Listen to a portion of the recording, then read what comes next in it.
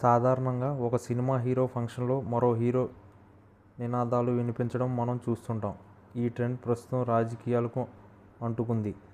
అధికార పార్టీ నేతల సభలో ప్రతిపక్ష నాయకులు నినాదాలు ఇవ్వడం ప్రారంభమైంది. తాజాగా ఇట్లాంటి అనుభవమే ఏపీ సీఎం చంద్రబాబుకు ఎదురైంది. చంద్రబాబు సభలో జగన్ నినాదాలు ఇప్పుడు హాట్ టాపిక్గా మారింది. సీఎం చంద్రబాబు బాపట్ల జిల్లా పర్యటించారు.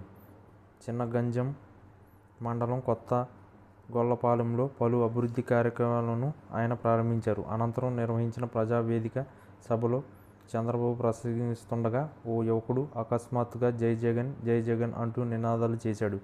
దీంతో సీఎం చంద్రబాబు ఒక్కసారిగా షాక్కు గురి అయ్యారు. ఆ నినాదాలతో ఒక్కసారిగా అందరి దృష్టి ఆ యువకుడి వైపు వెళ్ళింది.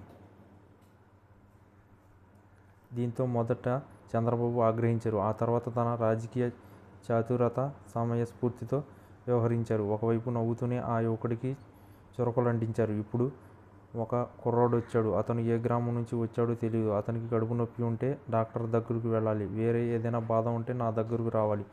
కానీ ఇలా కేకలు వేస్తే అతని కడుపు నొప్పి పెరుగుతుంది అని చెప్పుకొచ్చారు.